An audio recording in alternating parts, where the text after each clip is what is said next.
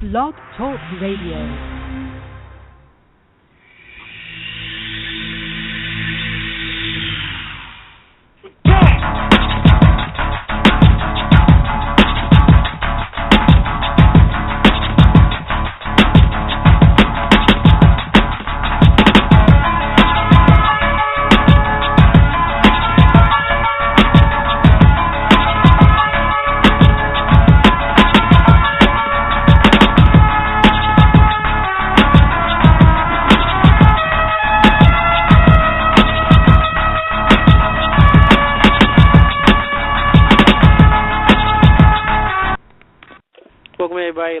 Live. Yeah. Under the Mat Radio. This is your host, Tech, with co-host.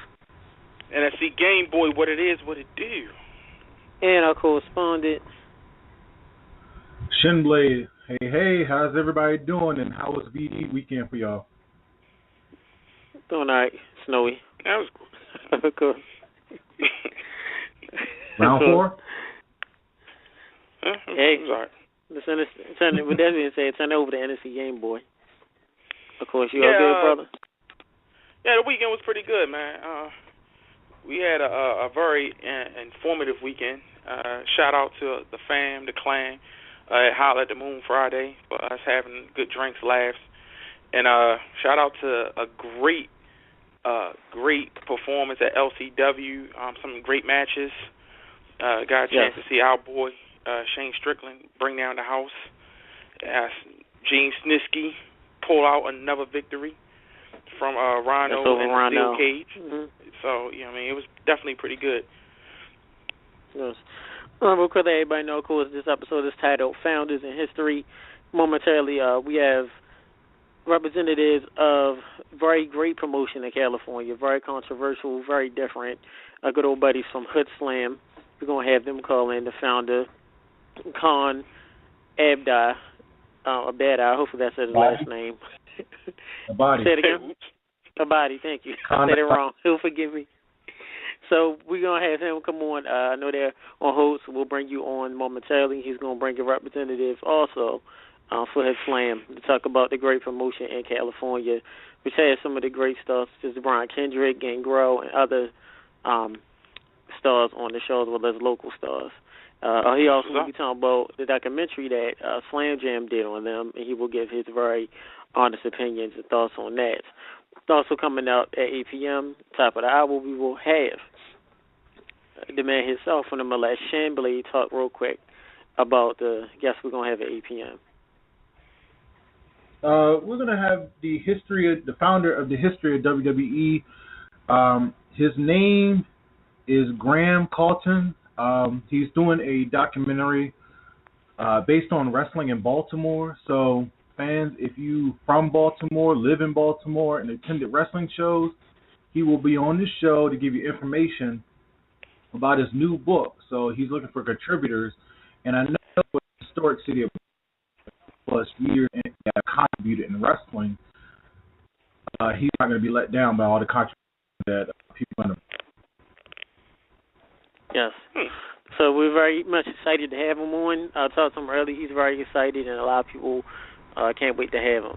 That being said, before I bring in Hoodslam, first, of course, you can follow the show on Twitter at @tech_UTMR. You can follow NSC Game Boy at NSC Game Boy, spelled correctly, please. Yes, and you can follow Shinblade on Twitter at Sensational1. You want to spell it? No, I'm going to stop spelling it for now. Okay. If you can't spell it, there's a message under the Mat Radio on Facebook. Of course, we have a Facebook page, there you go. A group page, and a like page. Also, please check us out on YouTube for our YouTube page under the Mat Radio, which you'll see a lot of our great interviews we've done with all the promotions that we go to. Also, we interview WWE Hall of Famers and other famous wrestlers, such as Ron Simmons, Ricky the Dragon Steamboat, Val Venus, and others. But real quick, a little sad news. We want to send our condolences to our good buddy Mike Nolan. He represents ACW. Sadly, he lost his uncle to cancer recently, so just wanted to send our condolences to Mike and his family. Let him know they were definitely praying for you, buddy, and we hope that you get through this rough time. So, of course, with that being said, we're going to bring in right now the man himself, the owner of Hoodslam, Khan. Welcome to Under the Mat Radio. Hey, how's it going, man? Thank you for having me. Hey, man. Doing good. Yeah, how's it going? Oh, man, it's going good, man. I live in California. It ain't snowing at all. It's going real good over here. Love Cali, man. Oakland is looking like LA right now. I don't know why, but it is.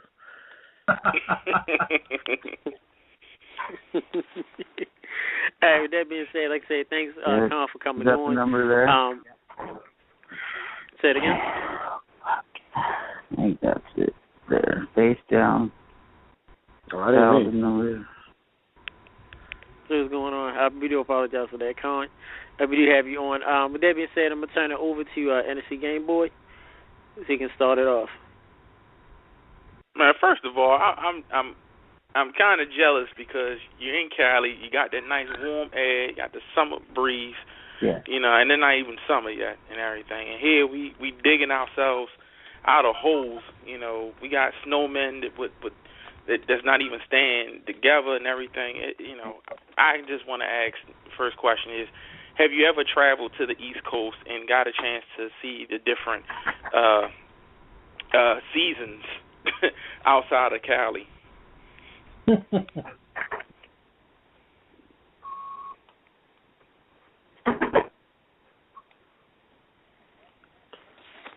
Hello? Are you there? Do apologize for that, fans. Fans, are you? Shannon, you there? Con, are you still there? Wait. Fans, we do apologize for some reason. Dealing with technical difficulties. Con, are you there? Yeah, I'm here. That's happened, man. You know, it's whenever it seems to happen whenever you get like a Muslim guy on the show. There's a lot of technical difficulties. It's weird. Yeah, do apologize. Well, we got you on there. We was gonna ask you. Yeah, if you can tell us real quick your thoughts on Hoodslam and how it came about. Sure, yeah. I've been wrestling a long time on the independent scene. I did a lot of stuff, California, Oregon, Washington, Nevada. I did like a year over in Florida.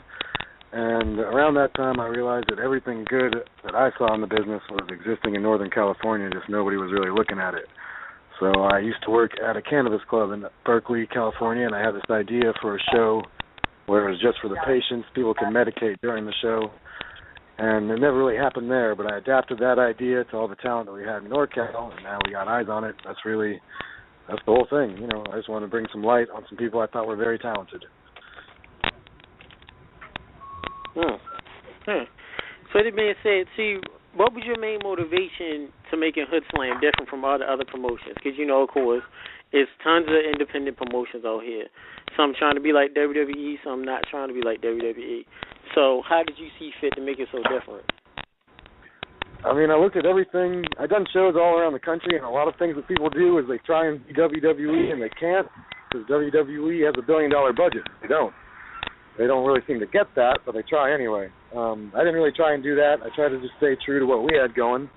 I tried to stay legit to what was authentic to Oakland and to the talent around us. You know, we don't want kids at the show. We don't really need chairs. We want it to be like a concert. We like to smoke and drink when we watch shows, so why wouldn't other people want to do that when they watch us? You know, video game elements, music elements, pop culture. And most of all, just kind of treated people like they knew what was up. We didn't try and fool them. We didn't tell them we're sports entertainers. We didn't tell them we're TV stars or divas. We just like, you know, we're wrestlers. We do this show. You know it's a show. We know it's a show, so let's just have some fun. And that, I think, is really the main element. We just want to have fun and enjoy ourselves, and I think people like to see people enjoy themselves. All right. NSC Game Boy? Oh, yeah. Well, I can see that you are a very enthusiastic guy. And I know that you probably get a lot of feedback from your fans and stuff asking and probably thanking you for trying to be so different and knowing that, you know, you're not insulting their intelligence. But my question to you is, how has the wrestling community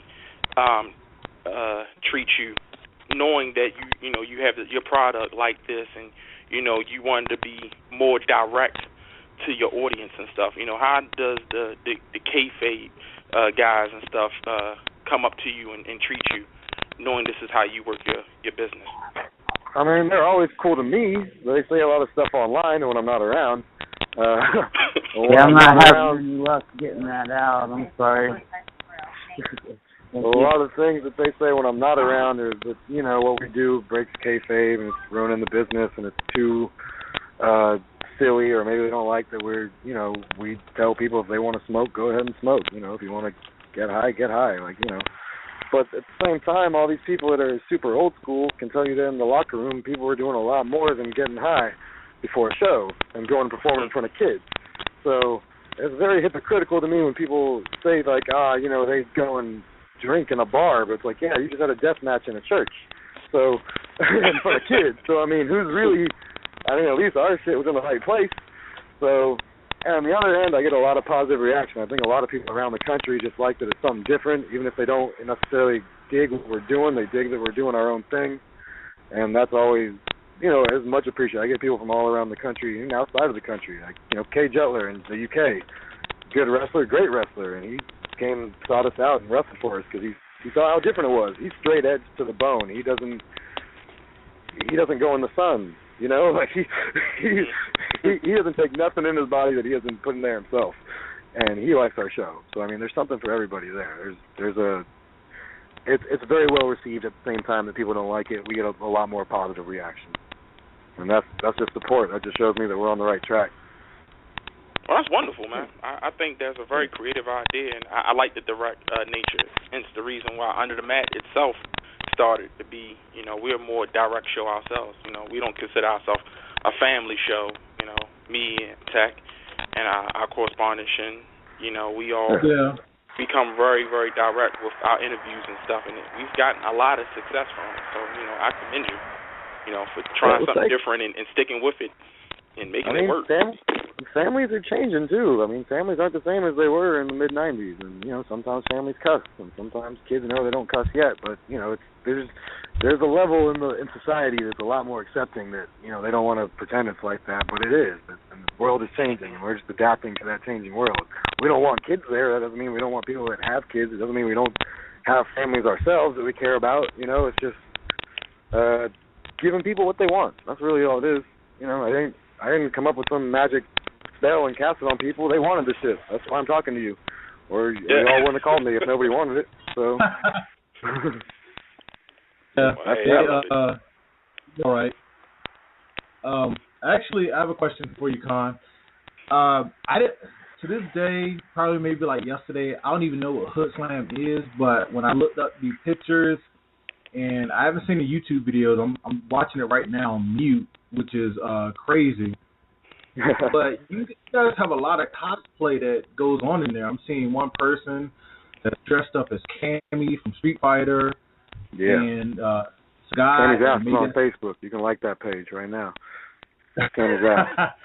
There's a plug right there. And we have one of us is a professional gamer. NSC Game Boy is. Can you tell us the origin? Where did you dig up the cosplay, or how did it first start? It's just something. I mean, I like video games. I play Street Fighter 2 today. I'll go pull out my Genesis. My house has a Sega CD, and I got Snatcher, and I got I just like games. A lot of our roster like games. I think it's again part of the culture of the generation. You know, it ain't something for nerds and weirdos. It's just they spend more money on it than they do movies. You can't ignore it. So just as popular as a TV or movie character is, a video game character is. So, and we enjoy it. We've been seeing these people for 20 years on our screens. Like how, you know, I know all of Ryu's moves already. I don't even have to tell me his spots. I can just hop in the ring with them. So it's just it was an easy thing. People enjoy it, and it just kind of crosses those lines again where, you know, this doesn't have to be WWE, you know, and it also doesn't have to be UFC. We just want to have fun. So at the same time, we're all trained. We all did go to a school, and there's nobody backyard on our show. There's nobody that did not go to a legit wrestling school. So we take it seriously while trying to do this fun thing. I mean, wrestling, none of us got in it to be millionaires. We all want to be WWE champ, but we all stuck with it and made it through training because we loved it, not because there was a contract at the end of the fucking, year or 2 years or 8 months, whatever it was. So we're just bringing our other joys, and mixing them. Just like I like to drink and smoke at the show, and I like the live music, I like to bring in burlesque, and we have video game, all this. It's just all these great elements of life infused into one entertainment source. Okay. Right. Why ignore it? Why not do it? It's there. It's at my house already. Oh my goodness. Actually, I did want to ask you also, as a person that not knowing about Hoodslam, do you have any match variations that have never been done or rarely been done that or some match variations that are like too hot for TV? Yeah, there's one that stands out right away. It's the Stoner Brothers specialty match. Scott Rick and Rick Scott Stoner from Bluentsville, Smokelahoma, Stoner U. They will challenge their opponents to a Smokelahoma Iron Lung Last Man Smoking Death match. And the rules to this match are that the referee has a blunt at the beginning of the match. When you knock your opponent down, like, for a last man standing match, the referee will give you the blunt. And when the dude stands up, he will take the blunt away. And if he knocks you down, the referee will give him the blunt and light it. And when you get up, he will take it away. And pretty much whoever can finish the blunt at the referee's discretion is declared the winner. So you have to, it's tricky to do. I've been in one myself, and it's very difficult to perform while smoking, especially if Drugs Bunny has filled the fucking air in the ring with all his powder. It's really hard to breathe in there. But that's on YouTube if you want to check it out. There's a few Last Man Smoking matches on our YouTube channel. The High Life match was a variation where one contender has a blunt, the other one had, I don't know if it was a 40 or a bottle, honestly. He had something, but whoever could finish it first was the winner. I can't remember. We do this is a little bit more traditional, but I'm kind of proud of it. Some people might not like it.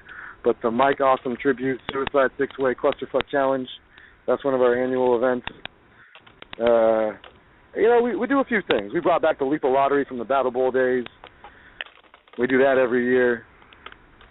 There's a lot of fun things. We have a New Japan-style round-robin tournament every summer with the Top of the Sky Dreamers Miracle Ecstasy Cup. There we go. There's a lot. I wish I had notes in front of me. We've done a lot of matches. We've done, of course, the career matches, the mass versus career. We had a loser must be the baby's father match once for the unborn baby of one of our performers. Whatever comes up, it's just life. There's a lot of decisions in life, and sometimes we settle them in the ring. Okay. Yo, hold on. That's crazy. Go ahead, Ted. It's crazy. You're right. It's crazy. I got nothing to add. You're right. It was very crazy to do it. It was like, do y'all just sit there and smoke and be like, you know what, yo? Fuck this, man. This is what we gonna do. We gonna have a match. We gonna put the blunt in your hand. Check this out. This is what we gonna do. Whoever get the highest. I like the fact that a little bit.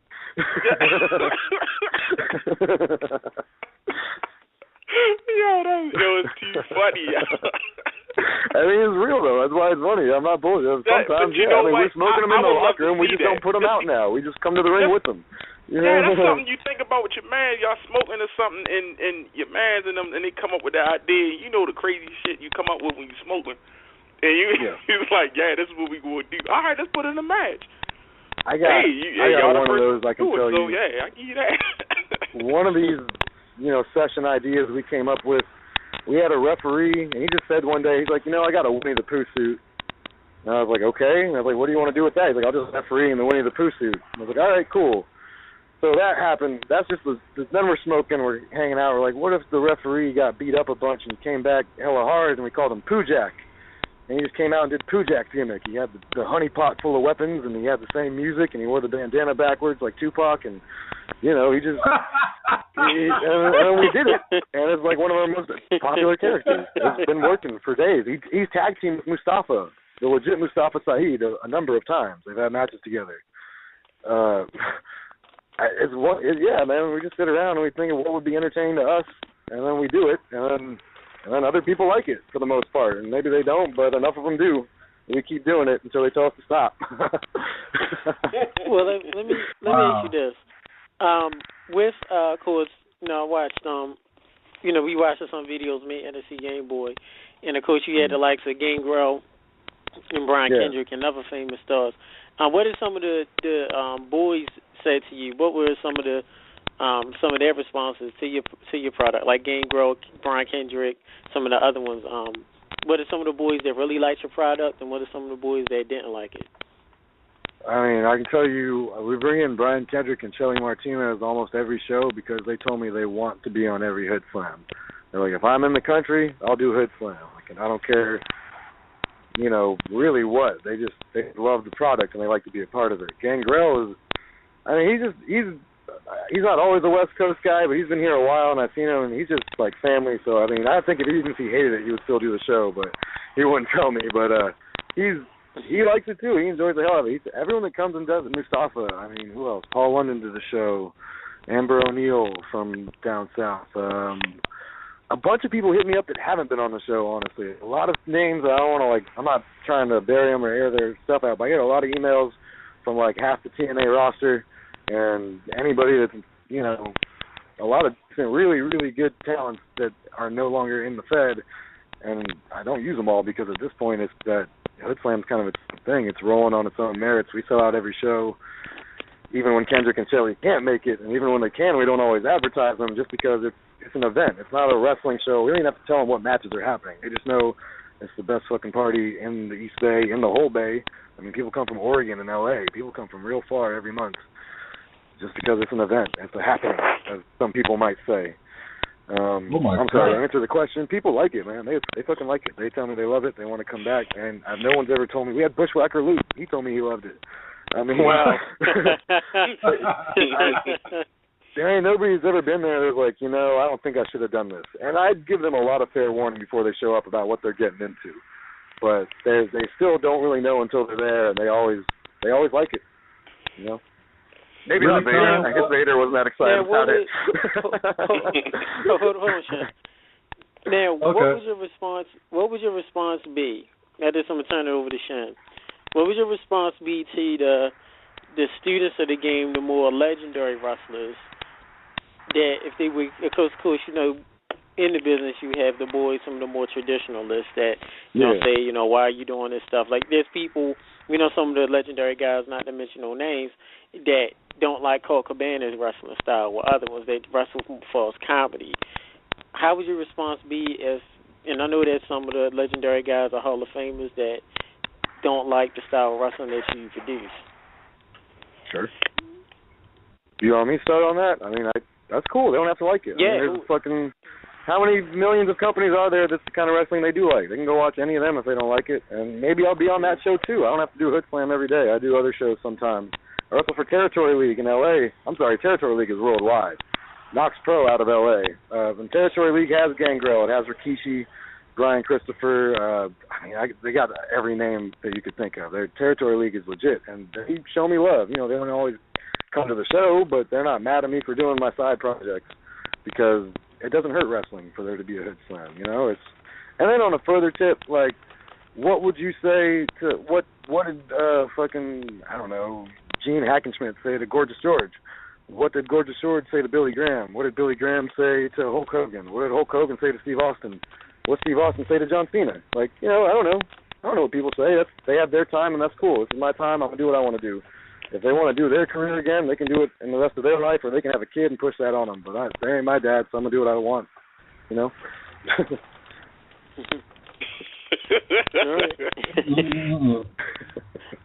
Real quick. Hey, if they want to pay me more money, then maybe I'll do what they want. But at this point, I make more money doing what I want to do. I'm going to kind of just roll with that. Damn. Right. Would you mind taking a couple of callers? If you have a couple of callers online waiting, is that okay? I would love to do that. That sounds fun. Okay. All right. All right, area code T40. Welcome to Under the Mat Radio with Hoodslam. My question is, if you've ever gone to an incredibly strange wrestling match, what is your best story from going to one of their shows? I haven't been to Incredibly Strange, but I know that Doc Atrocity and Otis the Gimp and a lot of our other performers did. It sounded like a lot of fun. I think they were more of a different direction as far as the wrestling itself goes, but their ideas were way out there, and I like how they threw tortillas. So I think that would probably be my best memory, that they threw tortillas at the wrestlers. That sounds different. Right. And my final question is, would you ever consider? My final question is, would you ever consider hiring Trina Michaels as a performer for your wrestling federation? Trina Michaels? Yeah, she'll be there March 26th, 27th, and 28th for our WrestleMania weekend shows. Already done. It's like we read your mind. All right. Thank you. Okay. Asking you shall thanks, buddy. Okay, go and bring you next. Area code 971. Welcome to Under the Mat Radio with Hoodslam. Hello? Yes. Hey. Oh, hey, man, I was just listening, guys. Cool. Yeah? Cool. Did you I wish have you were a doing more question? listening. What were you smoking? They preach smoking to people's mouths shut, so. Oh, okay. Did you have a question there, or did you just want to stay on and listen? Negative. I just like to listen to you. Hey, thank you. All right, no I'm problem, glad you're enjoying Thanks it. much. That's cool. Cool things, man. Yeah. Thank you. Yeah, I like listening to your compliment. All right. Now, of course, I know, and I'm sure this is covered already. You had a match about the rivalry between Sega Genesis and Nintendo. Yeah.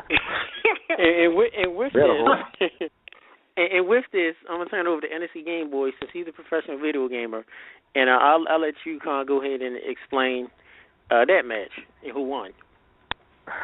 Okay.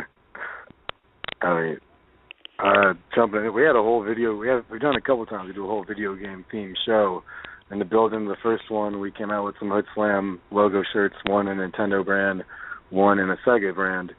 And I personally have always been a Sega fan, regardless of how things turned out lately.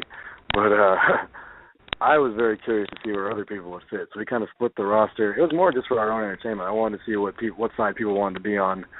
And I'm going to say that Sega won, I think. If I booked it, probably. That's that. That's not much deeper than that. But I mean, in the storyline, there was like brothers turning on brothers. Like the Street Fighter clique like split up. The Mortal Kombat group came in and took a side. There was a lot grander scope than I just kind of made it sound. But it was really just I always did it with my friends, and I brought it back to something I remembered. That's it. Nothing too fancy. We didn't get sponsored. No one Nintendo told us to do it. That's for sure. Well, I mean, me growing up, I was more of a, I like Nintendo and Sega, but when it was between the Sega Genesis and Nintendo, so you more Nintendo. Well, of course, we know Nintendo at the end of the day wins the battle because Sega's, and yeah, soul still burns on that. But I always had a Sega Genesis. I never owned a Super Nintendo. And it's a game will give you Shem was more Nintendo person. Super Nintendo. They're all good. I can't really say that Super Nintendo is the worst machine now, but actually, you could probably say Super Nintendo is better than Genesis today, as much as it hurts to say. But I still like Sega. Dreamcast. I mean, that was a shit. Night Trap. Game Boy. What? Well, I mean, I myself am a video game collector, so I like both systems for different reasons. You know what I mean? I can't stand Sony. That's probably the one thing I can't get with. But, I mean, you know, it is what it is. But my question to you is, with you having such a thing with video games, what actual video fighting game would you think that your wrestling organization or your battle organization will kind of like symbolize? I mean, I love to see like a Street Fighter 3 Third Strike style Hoodslam game, or maybe something like. I like the new Mortal Kombat games. I mean the last one. I don't know about the new one. I'm sure it's dope, but something like that would be great. I wouldn't mind seeing an RPG of it too. Maybe something like Clay Fighters. I don't care if it sucks. I just want to see it. It can be whatever. It could be Streets of Rage. We tried to make an app. It was like a Streets of Rage style Hoodslam game that had like the first Mortal Kombat style graphics of like shitty pictures. And, it stalled. We'll just say that it stalled for about 3 years. It's consistent though. Steady progress. I like Street Fighter Tekken a lot too. I still play that one.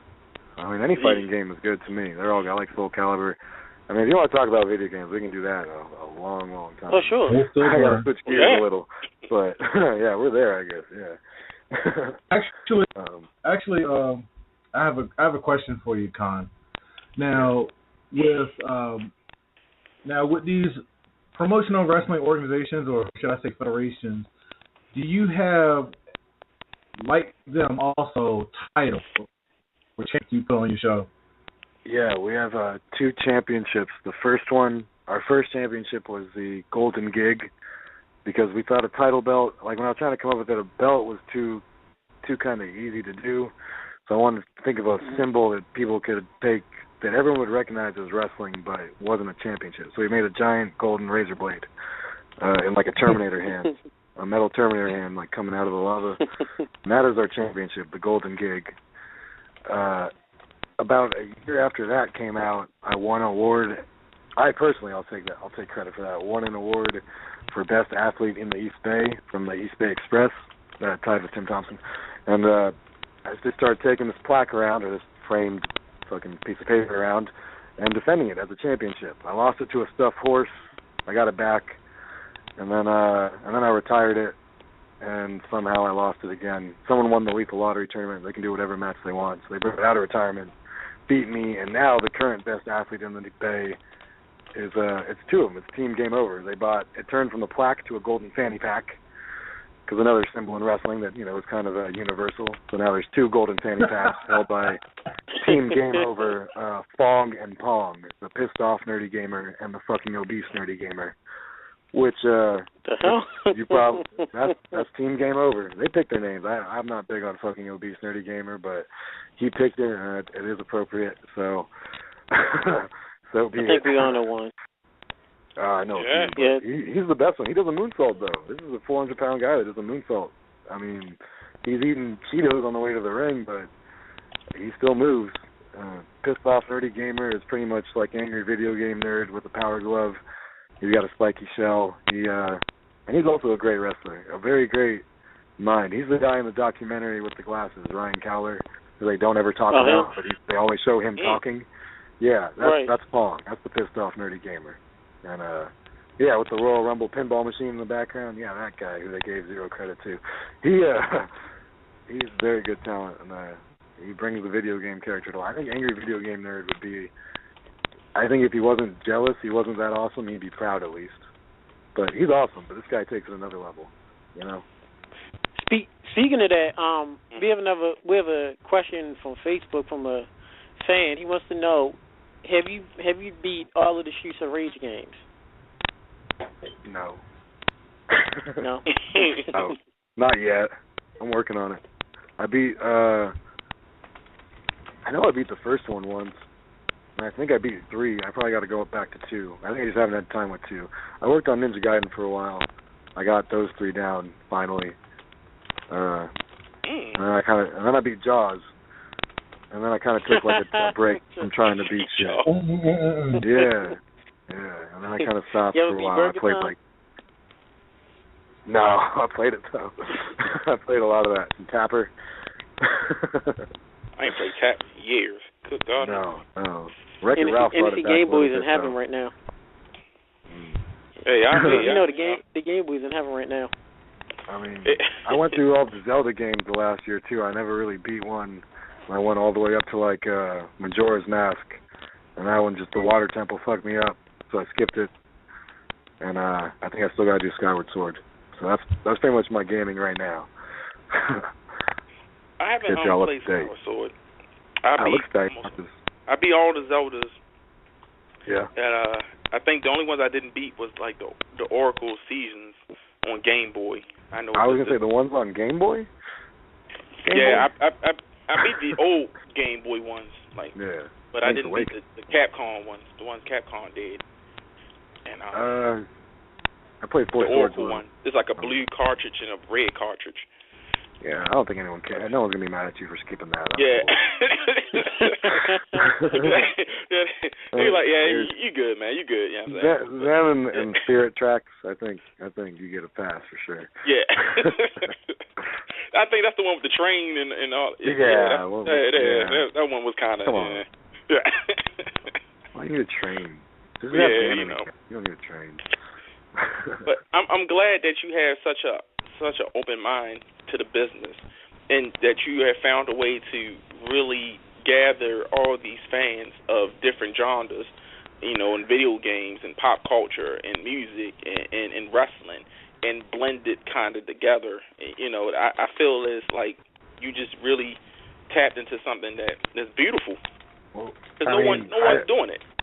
Yeah, I agree. I mean, I didn't come up with it. It was already there and beautiful. Just people weren't doing it. I mean, I always say this to people that say they don't like wrestling. And I'm like, well, do you not like stories? Do you not like songs or movies or books or television? Like, because yes, wrestling can be two fat guys in a Speedo just sweating on each other, or it can be like a one-take fight scene with improvised characters that has call and response with the crowd and is unparalleled in any other form of entertainment or performance. I mean, you can mix music too. We did Hoodslam the opera, so we did it to a symphony with singers. I mean, there's a lot of ways that this form of storytelling can be presented, and it's only been shown in one way for forever on TV in America. So, I mean, it's always been there. It's always been beautiful. People just have been wanting to do one way, and they want to be a hero in that. And, like, I just want to do something different that my friends can have fun at. So, I think that's, I didn't really come up with shit. I just did the things that everybody likes that nobody else, I don't know why they didn't do it. It was there. Well, I think that what you're doing is wonderful. Speaking of that, NFC Game Boy, we have breaking news.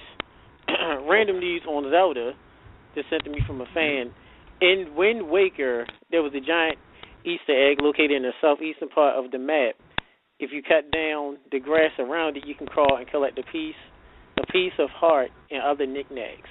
Were you aware of this, Colin and NFC Game Boy? Man, fuck no. I don't even play that shit. What are you talking about? Thank you, really? Man. I better know what happened last week. I mean, it might have happened. I don't remember that. I don't take notes of my and that's game. like one of the worst Zeldas, too. Exactly. I don't know that. I appreciate him mentioning it, and I'll like listen to this later and now go look for it and think of this person. But no, I did not. Like, I don't remember the stuff I do in games. I kind of just have a bottle and I got a blunt and I just like sit down for a while. And, Thank you, man. Thank you. We have a couple more Facebook questions. One for Caramel Girl. What was your favorite video game you played as a kid?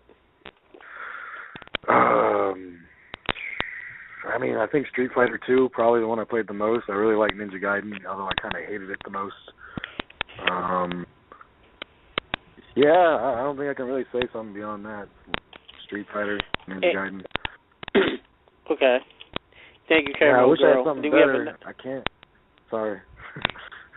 Then we have another one from another fan that said, what was the toughest video game boss for you to defeat? Did I actually beat the Joker in the first Batman on NES, the Joker? Yeah. What about or maybe the dude before the Joker, defeated? Actually. The dude I never defeated, I don't know, somebody from Castlevania. I can't remember who, but somebody whooped my ass in Castlevania over and over. I don't even think it was Dracula. You know what? I've never beaten Batman on Nintendo. I just thought about when you said that. I was like, I never beaten that game.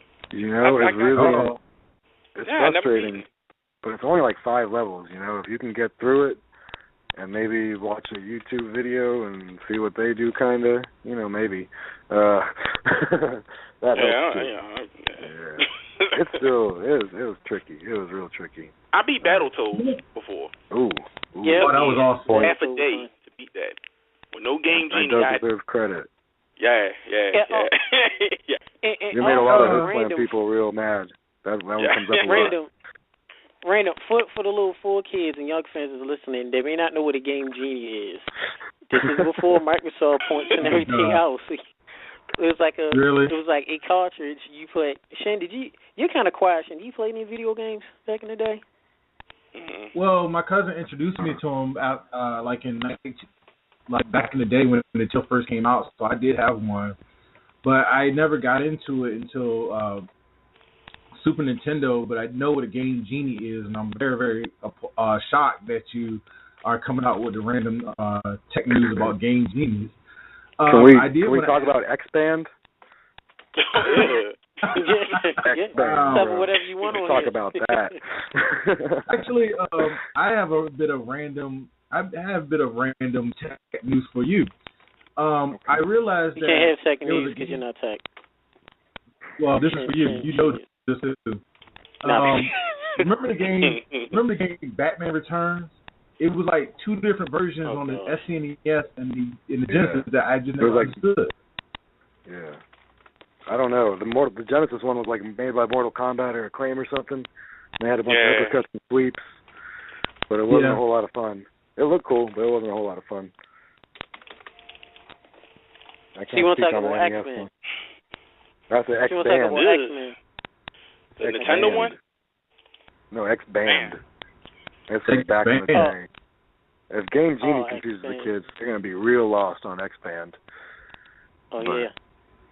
Hey, we don't have to talk about that. That's cool. I'm just throwing it out. Yeah, we can't. And it's a Game Boy. You want to talk about X-Band? You know what's actually funny? Nah, I'm good. I played it one time and it broke on me.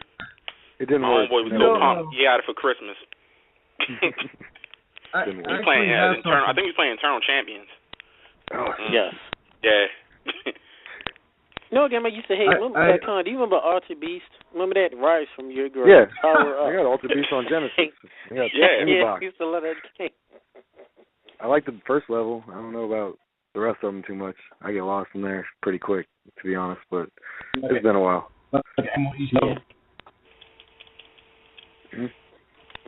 Somebody playing a video game right now? Yeah. No, I'm not. I'm playing a video game right now as we speak. I'm playing Tekken. Well, fuck. Which one? Tekken Tag Tournament 2. That's cool. I'm listening to someone else's podcast right now. Yeah. I'm just fucking with y'all. I'm not.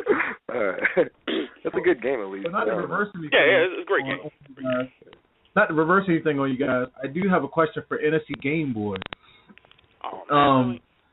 A fan texted us and said, "What version did Game Boy beat when he's talking about Battletoads?" I think he's talking about Sega because the NES version is insane. The Sega version is toned down quite a bit. I'm talking about the NES version, the one with the 14 stages, and the 7-8 hours it took me to beat it. And then 3 weeks later, I beat the first Ninja Turtles, which took me another day and a half. Because back then, that's what I had to do. I couldn't beat that game. No, I'm cool.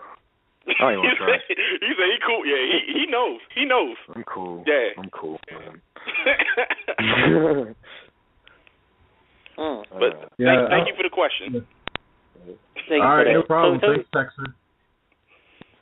Y'all want to talk about the movie or something, or y'all want to talk about like the documentary, or? Yeah, let's talk about that. Because we've been going on video games. We was just about to get there with that. Okay. I know, Con, we talked off air, but give your honest viewpoints. Of course, Slam Jam provided and produced a documentary on your promotion. Now, what are your thoughts on it? Are you happy with it? Are you not happy with it? Is it what you expected? I'm overall happy. I like Slam Jam better. I'm going to say it's Slam Fan. I want to just keep saying it, but it is Slam Fan. And from now on, I'm going to call them Slam Jam. So Slam Jam did a pretty good job with it. They followed us around for like a couple of years, and we're trying to do some other projects, but it got turned into this movie. And it's like a interesting, like, it's almost like a period piece, because it's like right in the middle of us transitioning to like, we're like, oh, cool, man, there's 300 or 400 people. And, like, the next year we have, like, 800 to 1,000 people every show. So it's interesting to watch us be super excited about this at the time. There's two things very specifically I want to mention, just in case anyone got the documentary. is listening to this, the first thing is he brings up Beer Brawl and how that's the birth of Hoodslam, and you notice that I'm not anywhere in that section of the movie. It's because it's not the birth of Hoodslam. It's an idea I had from the Cannabis Club and from going to concerts. I was at Beer Brawl, but I was just drunk people at a party that happened to be a wrestling ring in the backyard. You know, it wasn't really anything like that. The second thing is there's this part where Chupacabra talks about how he had his face kicked in and it destroyed his orbital socket, and he only got paid $20, if that, for that show. That's all true. It just happened like 10 years before Hoodslam existed, and he made it sound like it happened at my show. So, fuck them for that. Other than that, I thought it was a pretty good documentary. And it was pretty awesome. For the most part, like, really authentic to what happened and what was happening. They didn't really twist too much what was said. I think they just had a bunch of footage of Beer Brawl, and they're like, shit, man, we have to edit it. It's already done. Like, yeah, do a segment on that. So, you know, other than that, I think it's a really good documentary. I hope people buy it because it's a lot of me talking. I like when people see me, so, or hear me. So that's cool. It's interesting as shit, too. I mean, it does cover the birth. If you want to know how this thing started from, 20 people going to a free show in a warehouse in Oakland to 1,000 people in an opera house in downtown or Jack London, I mean, it tells you that story. So, yep. That's very yeah. How about that, right? Now, you have been an overnight sensation, and with this documentary, man, you feel me? That's just, damn, you're like, you done. I'm just starting. Shit, like, we just did it all. Fuck it. No, we only begun. We haven't even. People keep asking me how we're going to top ourselves or how we're going to get bigger, and I promise you that, we'll be talking again, and you'll be like, damn, you were right. So, just keep watching. We're going to keep doing shit. We're going to keep doing it. I don't want to. Yeah, this is just the beginning. Maybe phase 1 is complete. Phase 2 has begun. I mean, since the documentary came out, we were in Vice. We were in LA Times. We had a piece done on us by Al Jazeera that got picked up by the Maxim website. We are not done. By the way, the documentary is available on Amazon.com for digital download and full DVD purchase. And Hoodslam is at birdswillfall.com and social media, all that bullshit. Just Hoodslam at Hoodslam.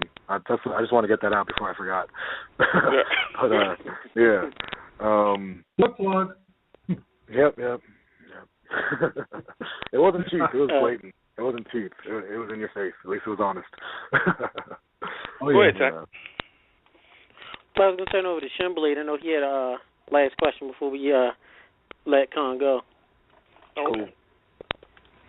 Well, I got to say, personally, I don't really have a question. I just have a compliment. But I know that for those fans who love Attitude Era Wrestling quotation marks, this is the show for them. And I have to say, Con, I watched the first part of the documentary on YouTube, and I got to say, I am very, very amazed. And fans, not before kids. I'm just going to put that out right now. Hey, thank you, man. I appreciate it. I mean, if I can say something in effect to that, like I do, without, like, you're not going to hear any of this on Hoodslam, but I feel very blessed, and, I feel very grateful, one, that I can do what I want to do, two, that people enjoy it, and I guess that's really it, that's a good three that I have, like, no, it was three, I just forgot it, the crew that I have is, like, I pitch some of the dumbest shit to them sometimes. And apparently it's not dumb. It works. It just sounds so stupid when I say it to them. Like, hey, this show we're going to all wrestle and drag. And we're going to have girl band. And we're going to, all be female characters. And they're like, all right, cool, And they don't. They just do it, And I don't know why they listen to me, but they do. And for whatever reason, it works. And I'm very grateful to them for making these ideas that are kind of like out there complete. Because without them performing it, it's just, shit scribbled down on a napkin. It doesn't, or like on my hand somewhere, like it's not really shit until they do it. So I appreciate them, and then the fans that support it, because we have a line at Hoodslam that's fuck the fans. It's because we do it for our own enjoyment, and if they didn't show up, we'd still probably do it. But at the same time, like, it's amazing. It's not quite a cult, but it's like a family. Like the people in Oakland that are the fans, like we get to know them, we kick it with them. They support us. You know, we support them. They have side projects like bands or whatever, and we try and give back too. So, I mean, we don't try that hard, but we try a little bit here and there. We're busy people. But it's just cool. You know, it's great to be part of a community thing that actually makes people happy, and that so many people like it that aren't wrestling fans but now might consider them a fan of what we do, and what we do is very much wrestling. So, yep, that's it. That's a soundbite. Yeah. Like I said, down the line, you know, we definitely got to make a trip to California later this year. We would love to come to your events and be there and be in the midst of the greatness of Hoodslam. Thank you. I hope you guys can. We're first Friday every month in Oakland, and then we do other shows too. So, you know, mark your calendar. Come down. You kick at the Victory. You've seen the Victory in the documentary. We got a lot of room. You know, you can sleep in the ring maybe, shit, if we're not using it. We'll just throw a mattress in there. There you go, Shen. We'll go ahead and sleep in the ring. There you go. You can sleep in the ring. She just said you can go ahead and sleep in the ring. You get cozy. It's comfortable. I like the ring. I sleep in the ring. Do we have any Hoodslam girls that can assist me while I'm sleeping? You know, we have a lot of fans, and I don't think it'll be Game Boy. tricky. There we go. Yeah, you know, they're cool. They're cool. Really be under the mat then. Yeah, oh yeah. You're the phone man. Yeah, you know, we just about have Well, I got to tell you, thank you, Graham, for coming on. Man, thank you for having me. This is fun. Yeah, we enjoy having you. I mean, we try to be the type of show that's radically different. You know what I mean? We don't do things like normal podcasts, radio shows, whatever you want to call it. So, we do it our way, our style. And, you know what I mean? We've been making it work. You know, we have a lot of credentials, a lot of achievements and awards and stuff. And I can't wait to come out there, man, because I'm going to laugh my ass off. Y'all fucking crazy, man. I mean, be first to tell you, y'all fucking crazy, but y'all make it work. So, I mean, thank you. Hey, I can't say nothing wrong about it. Let me do one more plug for anyone else that wants to see it. At Hoodslam on YouTube channel, subscribe to it, and I'll get like a penny for every one of you, and that'll go to my wrist tape to make the show better. So please do that too. Thank you. Just subscribe, y'all. Thanks much. Good YouTube please do subscribe. We already did. Colin, thanks so much for coming on. We'll definitely be talking more off air. Shimbley, anything real quick? We got a minute left. No, I gotta say, this is crazy. I know people all be like, man, that blunt match sounds like a good Europe. Okay. Yeah, sorry. I agree, man. I appreciate it. I can't really hear Shen. His phone is at. I'm about to say, even the phone excited. Yeah, the phone excited. There's that much energy. It gets people hyped. Much energy. No. It's over 9,000. I'm just saying, somebody right now in Baltimore is saying that, that blunt match, that would be a good idea, Europe. We got to do that one day. Mm-hmm. I won't be surprised if you start seeing it pop up. Imitation is a sincerest form of flattery. I just hope that I get paid first. That's all. Yeah. We'll stay on top of it. Thanks much for being on the show, man. We'll definitely be talking to you soon. Man, take care. Stay warm, man. I'll do my best. I'll too. All right, man. All right, thanks. Everybody, that was Khan, the founder and owner of Hoodslam in Oakland. NSC Game Boy, Shen, your thoughts? I just wanted to say that to Khan, man, it was a great interview. I mean, they smoke a lot. I mean, they get the grams and grams over there, so they do it real heavy. And they got hilarious things, but hey, they making a difference. They making a change, and check them out, y'all. I know Shin Spawn probably put up some stuff in reference to them. Make sure y'all check them out, man. And great interview, man. It's good to talk to a fellow gamer. Yes, it is. Shin Blade, real quick, your thoughts of past interview?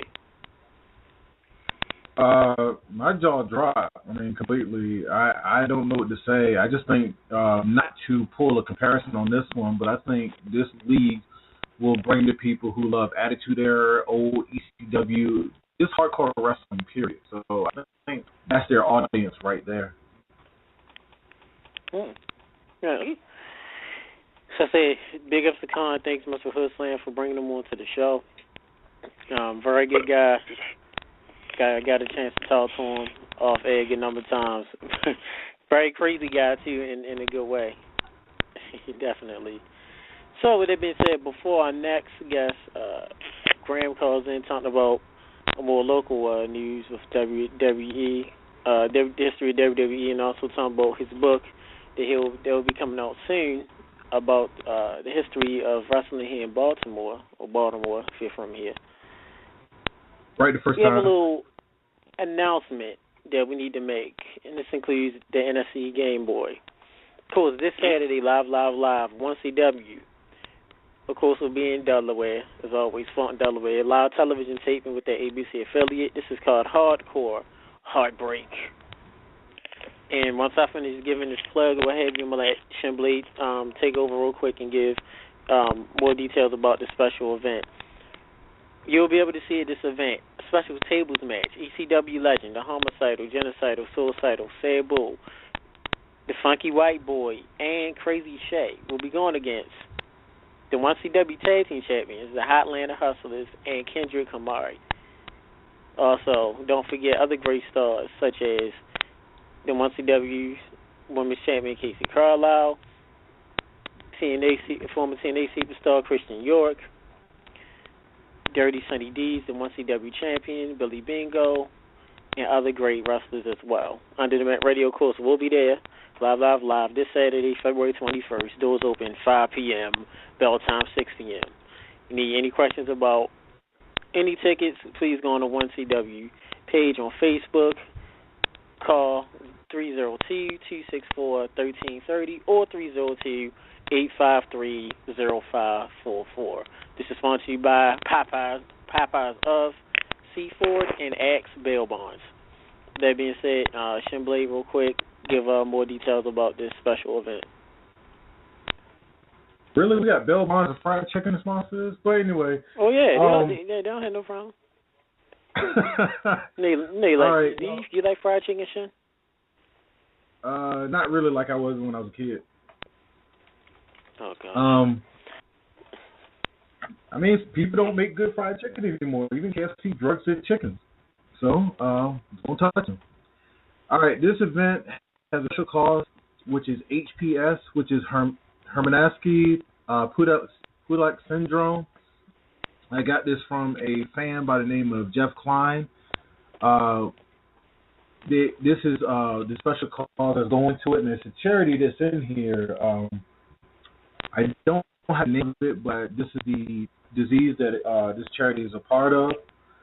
So please come out, support. Under the Mat Radio, we will be taking pictures, promoting the cause, and just, putting our little 2 cents in the hat. And that's just basically about it. I have no more. Yes. And speaking of 1CW, the owner himself, Stevie Ray Styles, has a couple of announcements to make. For Kendrick Kamari, he wanted me to let him know that Payback is finally coming home to the Styles clan on Saturday night. And also, he has a message for you, NFC Game Boy, since you are very much supporter of Kendrick Kamari and Ja. He said, NFC Game Boy, you were warned not to cross the line. And all he will need out of you and Ja is to be strong enough to carry Kendrick's broken body off of the table. So real quick, before we bring in Graham, your comments, NFC Game Boy, from Stevie Ray Styles, and even for you, Shan, because he told me earlier you're not really sure where your allegiance lies. What do you say again? Hold on, I got this part real quick. Let me just illustrate something for you people out here. You know what I mean? Kendrick Kamari is a good friend of the boys. You know what I mean? This is the NFC Game Boy talking, by the way. He's a good friend of the boys. Oh, and, you know. Mr. Styles, you know, he had to pay homage. That's all Kendrick wanted is for these people to pay him homage. You know what I mean? Get down on your knees and pay homage to a man who not only took out 4 or 5 guys, you know, not only did it in a cage, you know, not only turned on the whole what you want to call it, 1CW fans. Come on, man, he didn't turn on nobody. They didn't ask him. They didn't ask no support or anything. He did his own thing. They just mad because they can't beat him. That's all. You know, I'm used to seeing jealousy. I'm used to seeing envy people all the time, everywhere I go. Even the boy, constantly, I get people run up to me and say, you know, how can I be like you, Game Boy? And I say, you never can, and pat them on the head and just walk away. You know, it's hard to explain, but you know, when you're in that position, you try to lead them with something so you know they don't have to go out there and hurt themselves or anything. And that's what Kendrick, that's all he's asking. He's asking for homage, you know, just respect. You know what I mean? They act like they didn't want to give it to him, so he took it. And to my correspondent, Shinblade, you know, I would just hope that you continue to give that respect to Kendrick, because I would hate for Kendrick to do something to you that would be so disrespectful. You know what I mean? You know, it just, you know, you're a close friend, man, almost like a brother, man. You know what I mean? Real quick, you got 20 seconds, 20 cents before you bring on the next guest. Make it quick. Okay, that's how I feel. Go ahead, Shin. I know you want to say something. Well, I'll be ringside for that when that happens. I'll be at ringside on the apron cheering Sabu and the others on, Funky White Boy and Crazy Eric Shea, or I'll be at the booth with Kevin Brenningham calling the action. But I'm going to tell you like this. My respect is for Kendrick. You know, I was upset. We all get upset. But he got to put his hands on me. You know, I feel disrespect. But along down the line, Kendrick Kamari and I we'll come together and we'll draw out and we'll squash everything. But, you know, like karma, he has to get his. All right. And I'll give you my thoughts later on. But right now, we're about to bring in the man himself. My NC Game Boy. Shinblade, go ahead and give an introduction real quick, and we got him on live. Go ahead and introduce him, Shin. Well, coming to you right now, fans, is the founder and owner of the history of WWE.com. It is very, very popular on Facebook, among the internet. And he will be doing a documentary book based on the history of wrestling in Baltimore, Maryland. That's right, I said it, Baltimore, not Baltimore. I bring to you Graham Cawthon. Hey guys, how are you? Hello, sir. Doing well. How you doing? Now, it feels like I walked into way too much drama here. Is everything okay in the studio? Yeah, everything's fine. Good. Okay, cool. All right. This is a normal day in Baltimore. I don't want to get jumped or anything. No, we don't do that. Okay, good. Well, Shin doesn't, but he's good. Shin doesn't do that stuff. Shin doesn't. Wait. What does Shin doesn't do? He said, come on, we got to continue the interview now. We got our guest here. No, I'm going to stop right now. What does Shin do? Graham said he didn't want to get jumped. Graham said he didn't want to get jumped, and I said Shin doesn't do that stuff. So you good. You good. Graham, welcome out of the Mat Radio. No. We're very glad to have you on, man. How you feeling today? I'm good. I hope you guys are. Oh, I'm good. Oh, it's fantastic. You know, the boys. Of all the snow. Yeah, the boys fantastic. You know, we got some. Is it snowing where you're at? Well, I'm down in North Carolina. We got ice. It's kind of hard to play in the ice. Yeah, good point. But we got the slush snow up here. All right. So, Graham, we're honored to have you on the show. Of course, definitely, since you're working on the book that really hits home for us, since we are here in Baltimore City, and you're writing a book soon that will come out about the history of wrestling in Baltimore. Could you tell us how the idea of coming up with the book came about? Sure. I was a military kid, so I moved around a lot, but I lived a good long while in Metro D.C. So like 20, 25 years ago, I was starting to go to my first shows. And Baltimore back then, and even before then, was such a hub. I mean, WWF ran there, WCW ran there, NWA, Crockett, Georgia, you know, everything went through there, and it was like the center of almost the center of the universe if you're a wrestling fan. I mean, there was Madison Square Garden up north, but you guys had everything. And so, you know, I've had the website historyofwwe.com for 13 years now, and back in November I put out a book on Madison Square Garden, and it's kind of the same concept. You know, it's not what I'm looking for here is I'm going to document every show that's taken place at the venue. So every show at the Baltimore Arena that's ever been held for wrestling, no matter what the promotion is. But I don't want to talk. I don't want to talk for 300 pages. I want to find people who were there to talk for 300 pages and to share their stories. And so what I did for the MSG book is, you know, I documented every show for 50 years. We've got photos from fans. We've got pro shop photos. We've got ticket stubs. We've got lineup sheets. We've got clippings. And we've got stories from, you know, everyone from Bruno Sammartino and Tommy Dreamer to Matt Stryker and Lanny Poffo. And that's kind of what I'm trying to do here with the book on Baltimore is tell the story of the arena from, you know, 1963 up until the current day. Yes. And I definitely love the idea. I do because I feel and I've had this conversation a lot of people tend to forget how great of a wrestling city we are here. We still are. Of course, everybody know Madison Square Garden in New York City, and of course, you know, the other legendary places, the Omni, and of course, the Sportatorium in Texas and Chicago. But a lot of people tend to forget how great and how influential it was here for the WWF, the WF, NWA, WCW, you know, around those times. Sure. I mean, everything from Superstar Billy Graham to Ron Simmons to, I think, you know, in recent years, Triple H, Daniel Bryan, all world title wins right there. Yeah. Tennessee Game Boy? Well, what made you want to go back and really start going through not only Baltimore but Madison Square Garden? What was the spark that started the passion and the journey for you to want to chronicleize this type of stuff? What started it?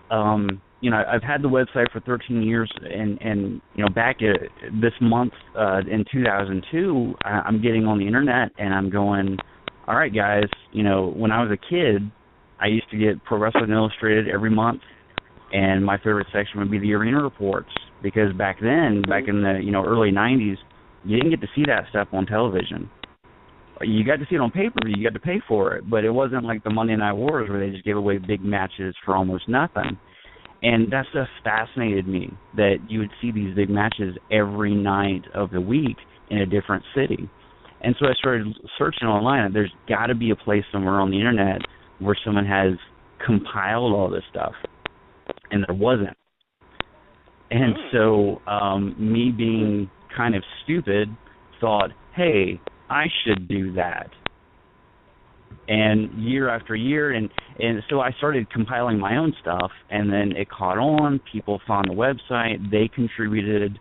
It just kind of snowballed. And so what the website has right now, it you know, basically pretty much every known WWE card back to 1963, every Crockett card back to 1983, even WCW, ECW, Smoky Mountain, TNA, Ring of Honor. They've all kind of built from that. So it's called the historyofWWE.com, but it's a lot more information than just that company. And I have social skills, so I can do all this research and still talk to people. Yeah. And not be awkward. Right. Good point. I'm not like Rain Man over here. Shumblade? You know, Nightcrawler thing. I actually want to ask you, Graham, Excuse me? No, go ahead. I'm sorry? We can hear you. Okay. No, I said he's not like the dude from Nightcrawler either. Not the dude from Nightcrawler. Nightcrawler. Yeah. Yeah, if you saw the movie. No. My question for you, Graham, is what is one of your favorite, name 3 of your favorite Baltimore wrestling events? Like, what happened, the moments? Well, I mean, it's pretty easy to talk about the Great American Bashes because that was just a big annual tradition, back to 1988. I would say the 89 Bash, I remember when the network went live, that was the first thing that I watched. Flair and Terry Funk, Sting and Muta, War Games, just a solid show. The Crockett Cup back in 87. Obviously I'm going towards some older stuff, but Crockett Cup in 87, Bash in 89, and then maybe the King of the Ring in 94. But I'm sure if I sat down and thought about it more, I might give different answers. But those are 3 that immediately come to mind for me. All right. So at Tech, NSC Game Boy, your favorite moments? Mm-hmm. Well, I can say too, and I'm sure I'll let Graham know that what was my favorite. Now I remember as a kid, it was. I've been to a lot, just about all the Great American Bashes that we're hearing a lot of live events. But to me, it was Great American Bash '96. Yeah, I love that show. That was when Bischoff got jackknifed off the stage through the table. Me and my mother and my cousin was there, and I just remember being there, and this is before the internet, this is before all these websites, and everybody in the crowd was scared because you literally thought WWF was invading WCW. Everybody kept looking outside, trying to figure out, okay, is Shawn Michaels going to jump? Is there some man coming in? And here's a little side note. The main event for that night was Liger against the Giant. Nobody really cared about that match because everybody was worried about Bischoff. And a lot of the fans there kept looking back to see if Nash and Hall was going to come in and interfere. So that would be my all-time favorite wrestling event in Baltimore, besides when Sting won the first title, and I was there when he beat Ric Flair, I believe in like 91, I believe it was, or 90 or 91. So those are my 2 favorite ones. Game Boy? That was 90. 90. Well, Game Boy? Unfortunately, I didn't start going to wrestling events until in the 2000s. So I didn't get a chance to go back in the day in the 80s and 90s when it used to come here. So I don't really have any real fond memories of anything. But I can say that my parents, I do remember when I was a kid, I think back in like 87, my parents actually dropped me off at my aunt's house, and they went to a wrestling match. I can barely remember it, but my parents were big fans of wrestling, which is surprisingly now that my mother knows that I co-host a wrestling podcast radio show like this. But I don't have any great memories, but I know that I'm glad that you guys got a chance to share with the fans and everything, and I'll be intrigued to get a chance to read the book on Baltimore. It's Baltimore, not Baltimore. It's Baltimore. Shit. I would love to read the literature that you provide. If any of your readers would like to contribute, I'm looking to put this out during the summer. So by probably about May, I'm putting the final touches on it. But until then, they're welcome to go to thehistoryofwwe.com. There's a link right at the top of the page that gives them the contact info if they have any ticket stubs or photos or lineup sheets, or if they just want to share stories from when they went. Be happy to include them. Okay, and I can say so myself. Yeah, I can say so myself. I know some people. Me personally, I have some old programs from the 80s, and I have old pictures that I never really made public, of a photo album of some pictures from some old wrestling events from the UWF, WWF, and WCW, NWA that I definitely, on behalf of the show, can share with you. That would be fantastic, because I think personally it's so much cooler to see the story of these events through the fans' eyes than sometimes it is, whenever the company talks about, and then we did this show, and then we did that show. I think it's more fun to talk to someone who is actually there in the crowd, experiencing all those emotions as the show progresses. Yeah, maybe so. I would think that since Tech is providing memorabilia and everything, I think it would be nice if he had his own section in the book. Who's that? If Tech had a section in the book, talking about his experience, if he written it himself, since he provides I would be happy to include that stuff. Yeah. Yeah. See. And that's definitely fine. Definitely won't mind. And I know a good buddy, my good cousin, me and George family. We have a cousin too that definitely could contribute. Also, I believe Fantasy Game Boy. You were saying that?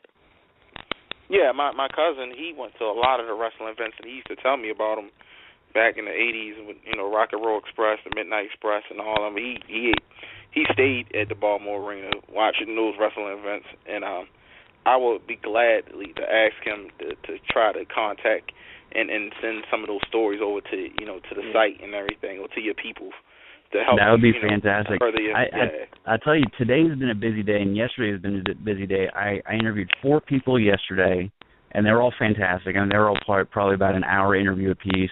Interviewed 4 people today, talking with you guys, maybe talking with the Baltimore Sun at some point.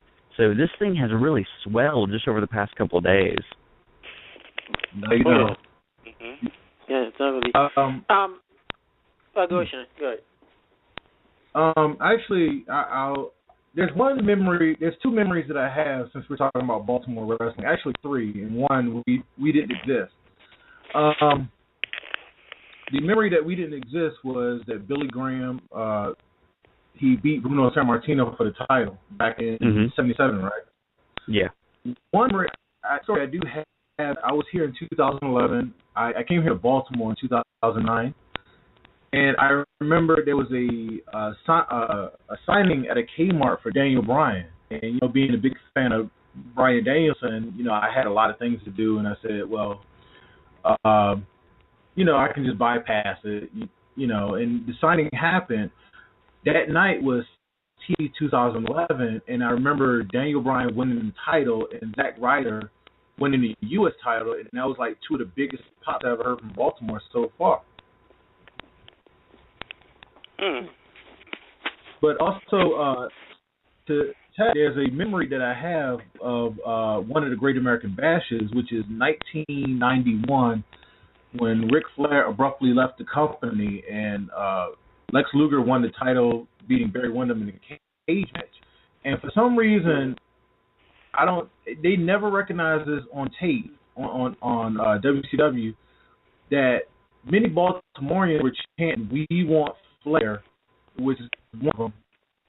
That the title belt they had given to Luger when he won the title was the Florida Championship Wrestling from Florida title that Dusty Rhodes had donated. I don't know if people remember that. Yeah, Graham, were you familiar with that? I'm sorry, it kind of broke up a little bit there toward the end. He was saying basically when Flair left the company in '91 here, Wyndham went against Luger in the cage match. Luger won the belt. That title was actually the Championship Wrestling from Florida title that Dusty Rhodes had donated. Yeah, it certainly was not the NWA title. Yeah, that's right. Yeah. Yeah. And another trivia too is real quick before we ask you more questions about the book is another random note is if you remember Monday Night Raw that was in Baltimore during the Attitude Era, and one of the endings of Raw was Paul Bearer, the late great Paul Bearer, got stuffed into the sewer. Stone Cold Steve Austin put Paul Bearer in the sewer, and this is when he was feuding with the Undertaker, and that was how Raw ended. And that was in Baltimore. Yeah. I tell you what, I have no personal recollection of that, just because I don't remember watching everything week to week during that time. But that story has come up so many times. Yeah. So apparently everyone else remembers it very clearly. Yeah. And there was a lot of people that were in that night. So many people stayed. I guess they thought Paul Bearer would come up from the sewer or what. A lot of people stayed around that time at night. Then, just waiting for him to come back up. But like you said, that was one of the more infamous moments in Baltimore, Paul Begg and stuff in the sewer. So, question. And I didn't realize that until about a week ago. If you can, you wrote a book on Madison Square Garden, MSG, of course. Now you're writing a book on the Baltimore Arena or the Civic Center or whatever it was called. It's now called the River Farms Arena, but we're not getting into that. Right. Chicken box. Yeah, like a chicken box. Explain the differences or similarities of that you found from fans talking about Madison Square Garden as opposed to what you see now of fans here talking about the Baltimore Arena. Well, I think the similarities, I think there's probably more similarities than people might think of initially. They're both arenas that are downtown in the heart of the city. You don't always find that. Like in Chicago, it's out of the city by the airport. They're very accessible. Maybe if you're driving, parking might be an issue, but say in New York, very accessible by mass transit. I mean, the train comes right up underneath it. And for the longest time, obviously it's got the corporate name now, but for the longest time, these were two very old arenas that were just called what they were always called. It was the Baltimore Arena. It was Madison Square Garden. It was never, the KFC Garden or the Target Arena. I mean, obviously the Royal Farms Arena is what it is now, but these are two very old buildings that were constructed in the 1960s that haven't had a whole lot of work done to them. I mean, MSG has been renovated a few times, but it's still that same old place that the first time that people go there, they may think of it as being this shiny, glossy thing, but it's just nuts and bolts, and it's old and historic, and that's why people like it, and that's where people get the big spotlight, whether it be athletes or musicians. And in Baltimore, it's this kind of awkward 3-level small thing that probably should have always been bigger than what it is. And yet look at the history that's been in both wrestling and otherwise. And they're both in that historic quote unquote New York market, but Baltimore was just south enough that during the territory wars in 1984, everyone came through. And it's kind of like in the Garden too. Obviously Vince McMahon Sr. and Jr. always ran. They were the promoter of the Garden.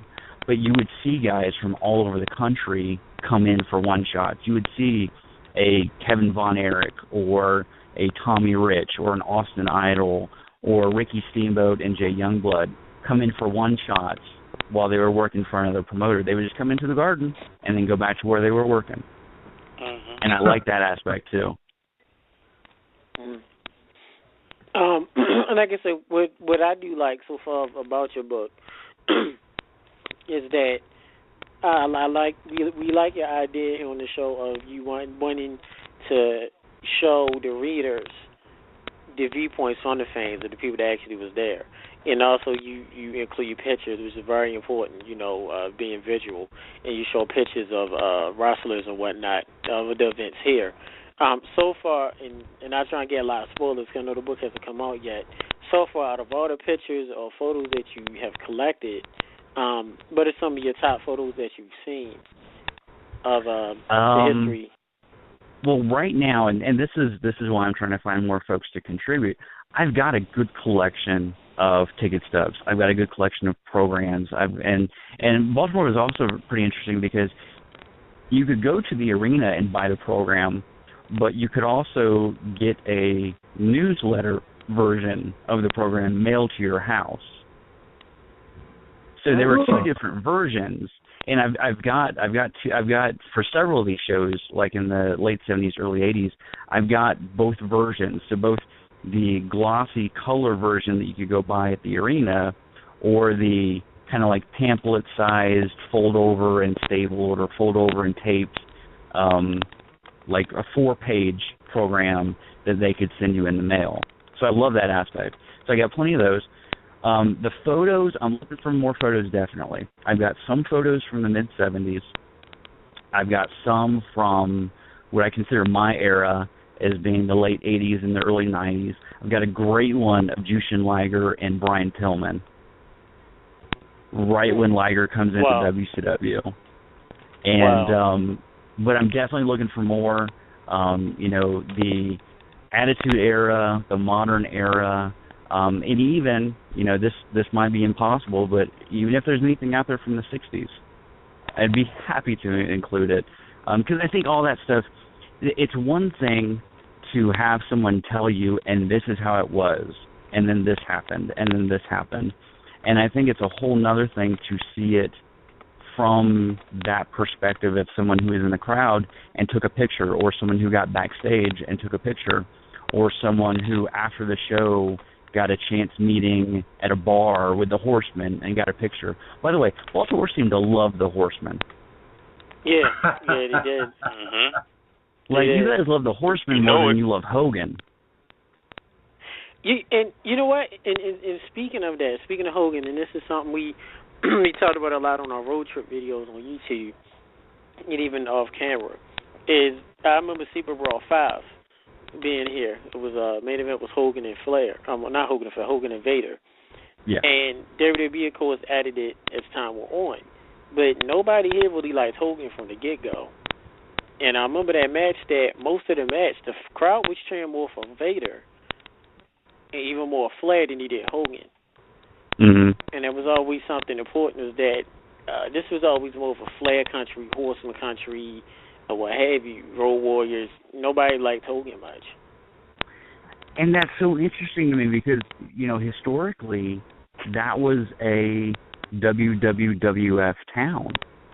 That was Bruno, that was Superstar, and then Hogan comes in, right, and then Hogan comes in, and he's not, he's kind of, to some degree, cut from the same cloth, to some degree. Like, he's a little bit more cartoony than the guys before him. But then you've got Flair and the Road Warriors and Dusty Rhodes, and they're completely different from the WWF.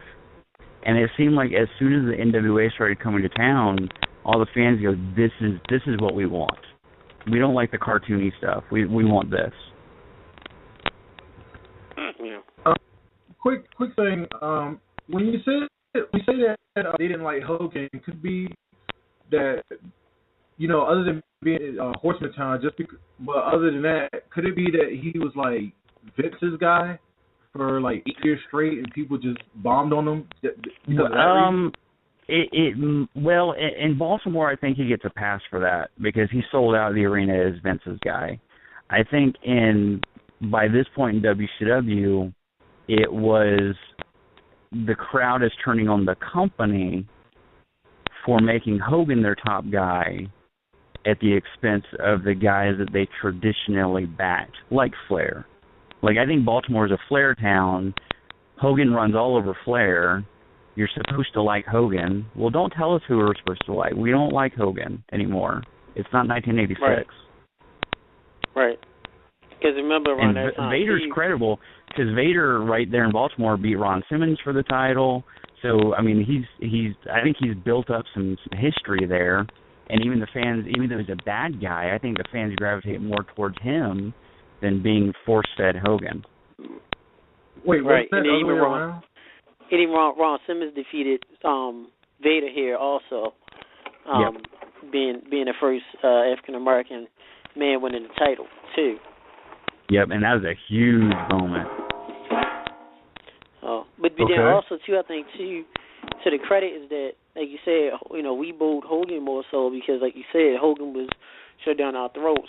Flair wasn't getting back. Sting kind of got pushed in the back burner, especially when Savage came on in, and Savage was kind of pushed to the back burner. So it was more of the Hogan show.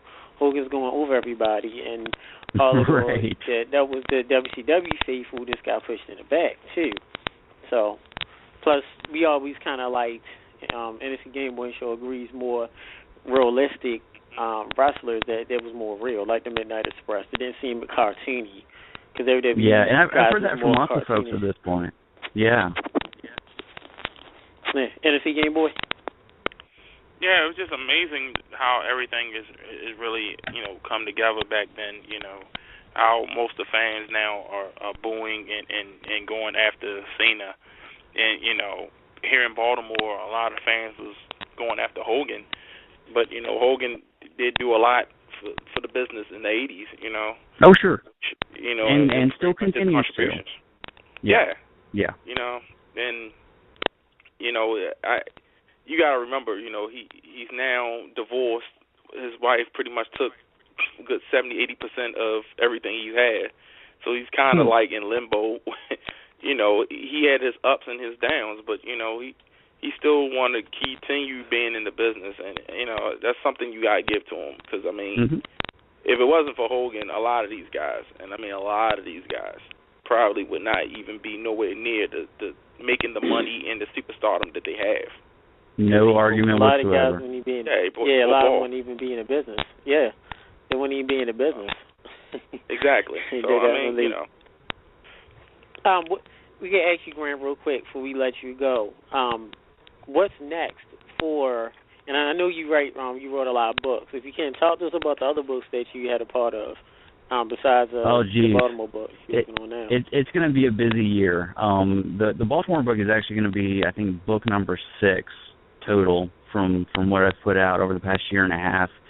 I'm looking this year at doing some record books, pretty much like a day-by-day who, like, for instance, I'm looking at Sting and Undertaker as 2 different books this year, just on a record book level, so you can see on a daily basis who they fought, where they were, what the match result was. And it's interesting, those 2 guys get linked together a lot over the past couple of years, but they actually did wrestle for the NWA World title before The Undertaker came to the WWF, which is a story not a whole lot of people know about.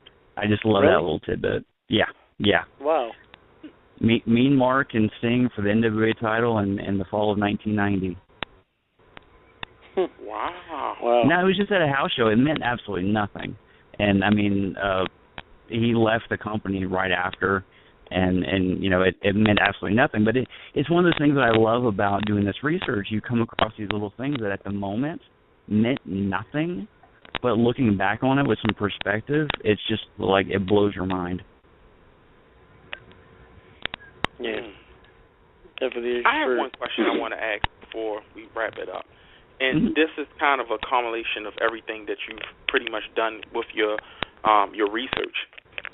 Can you give me one wrestler that back then you would never knew would be as big as they are now, and one wrestler now that you think that should have been as big as they are, but they wasn't? Okay, so what era are we talking about?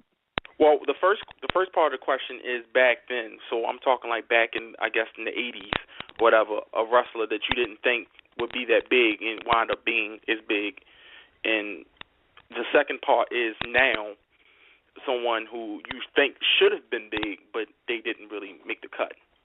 I think the guys who were more successful than maybe a lot of people anticipated, and I think it's more of a modern perspective, because I wasn't actually a fan in the 80s. I was moving all over the world and barely got WWF TV. Would be the smaller guys. The guys, like, I remember when I became a fan, it was because of a little bit of a transition to the smaller guys. Because, just out of necessity, guys like Bret Hart, guys like Shawn Michaels, and the fact that those guys years later would be the headliners, the faces of the company. And kind of like what we've seen in recent years with guys like Daniel Bryan and CM Punk. They're guys that, like Bret and Shawn, for many reasons, should not have ever been should not have historically been in that top spot. Not that they're not talented, not that they couldn't do it, but if you look back historically, if that top spot's going to go to anybody, it's probably not going to go to these smaller guys who can work really hard and, have the crowd behind them. It's going to go to some big guy who doesn't have all that stuff going for him. So I think Bret, Shawn, Punk, Bryan kind of fit that mold. Guys that could have been bigger than what they were. One of the biggest memories that a lot of folks have brought up to me over the past couple of weeks is the Crockett Cup in '87, and one of the big moments there is Magnum TA, his first appearance after his car wreck here in the Carolinas, and that's a guy that, you know, had he not had that accident, you know, had a lot more left to do in the business. Thank you. Wow. Yeah, Thank you very much. I mean, I remember that being a very important event too. Yeah, that was a big deal. Yeah.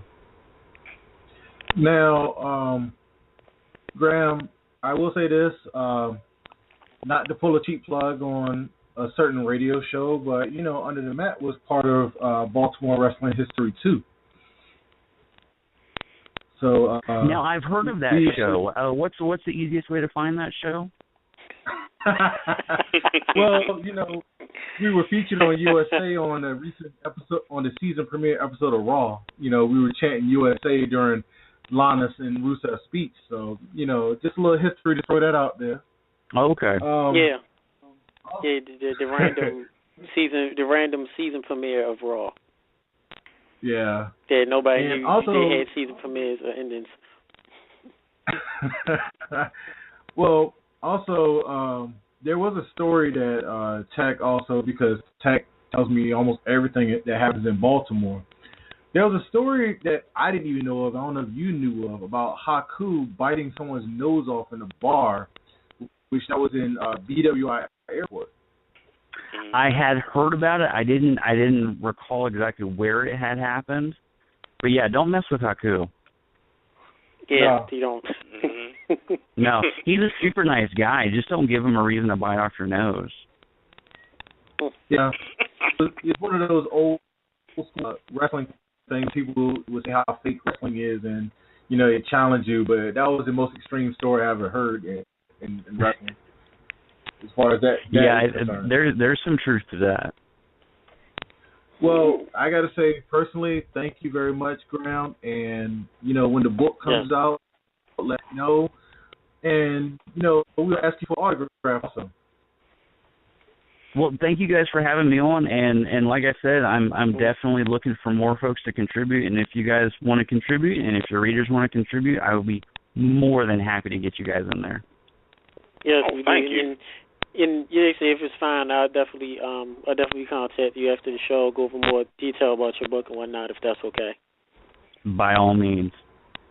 Real quick, we have before we let you go, we have a caller, area code 718. Welcome to Under the Mat Radio with Graham in the history of Baltimore wrestling. Oh, hey guys, this is Evan Ginzburg. How are you? Hey, Evan, how you doing, man? All right. Hey, Evan, how are you? Good. How about you? Good. All right. I have some great memories of the NWA in Baltimore. Back in the day, the NWA used to come into Baltimore and Philly every month.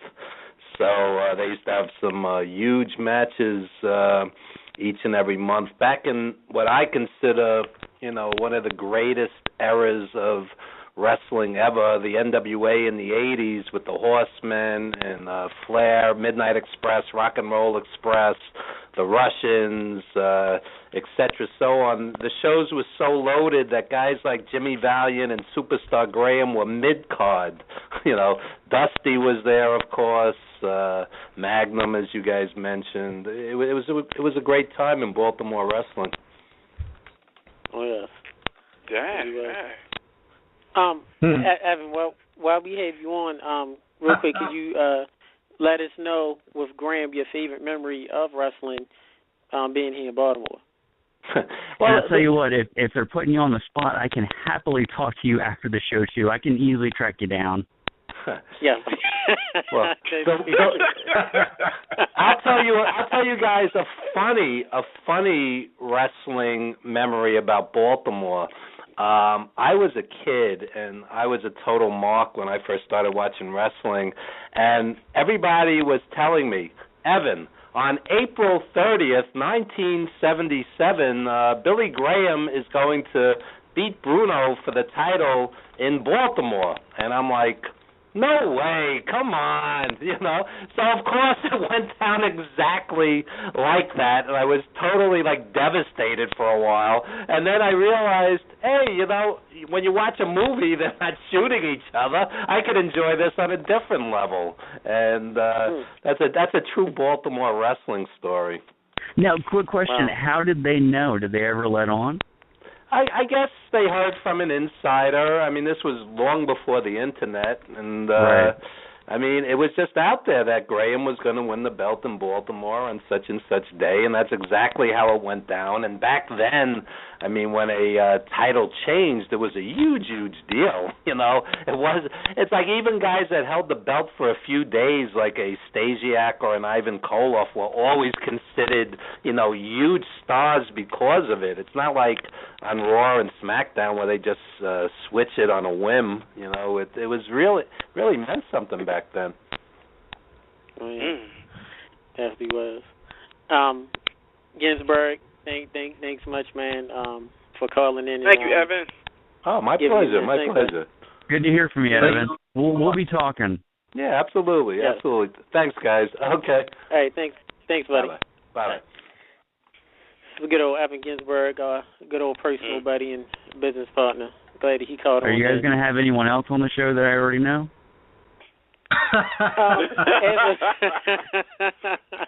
Just randomly calling in.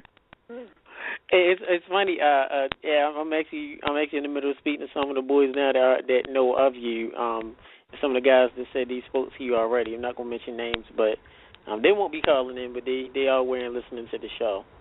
Oh, okay, good. So, all right. Well, Graham, thank you much for coming on. And anything you need to plug, real quick.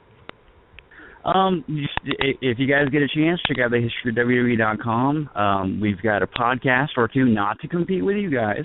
We've got a podcast or two. We've got T-shirts with ProWrestlingTees.com. You can check out all the books that we have available, both e-edition and print. And it's just a good time. I think it's one of those websites you can get lost in for hours. Yes. Yeah, I love history, so definitely do. Yeah. So I really do enjoy it. I like that tag. No. Get lost in for hours. Yeah. Not put you to sleep like that, eh? No, it's not gonna put you to sleep. Yeah. So, and we're glad, Graham, you didn't call in and do like a 20-minute promo about, who you are, like Raw starts every Monday. You didn't have someone interrupt. So we're glad you didn't put us to sleep. Yeah, I'm off this week. Usually I could bring my script with me, but I left my script. I lost it. We don't need scripts here. We do all improv and off the cuff. So, Graham, thanks again, man. We'll definitely be talking to you after the show. Had fun and very informative. We can't wait for the book to come out. Well, thank you guys for having me, and I'll be happy to include anything you guys want to contribute. And I'm having a blast with this, so if anyone else out there wants to be part of it, by all means. All right, we'll definitely do that. We'll definitely help you out the best we can. Well, take care, man. Right. Have a safe night. All right. You too. Talk soon. All right. Thank you much. All right, bye, guys. Bye. Hey, man, that was Graham from WWEHistory.com. I believe we got a caller real quick. Area code 706. Welcome to Under the Mat Radio. Yeah, what's going on, Zach? Hey, this is Toph. Right on time. Right on time. We about 15 minutes on left. This is my say we thank Graham for calling in, talking about his book, History of Wrestling here in Baltimore. Under the Mat Radio will be providing some pictures and programs and helping him out with his book, definitely, for that. So, NXT Game Boy real quick. Shin, real quick, your thoughts of Graham and his book before we move it on with Toph. Well, real quick, I'm born and raised here in Baltimore, and after 30 plus years, I'm glad to have someone get a chance to chronicleize, some of the events that you're not going to find on the WWE Network, and you're not going to find on the internet. A lot of personal experiences and stuff. I hope everyone enjoys the read. Baltimore is a great wrestling city, and it got a lot of treasures and stuff that kind of got buried over the years. And I think he's going to really touch on a lot of great subjects, a lot of great topics, and we want to stay on top of it to give y'all, exactly the full scoop. And make sure y'all go out there and get that book. Support the city. Yeah. How about you, Shay? I'm just waiting for the book to come out, and I'm waiting for that piece that Tech is going to write about his experience in the Baltimore arena, not Royal Farms Arena Chicken Box, or whatever you want to call it. Salt, pepper, ketchup arena. Yeah. Half arena. Have a half for crispy. Salt, pepper, ketchup. You want fries? Yeah. The Warrior Arena. Let me get that 4-piece wings. Come on, Yurt.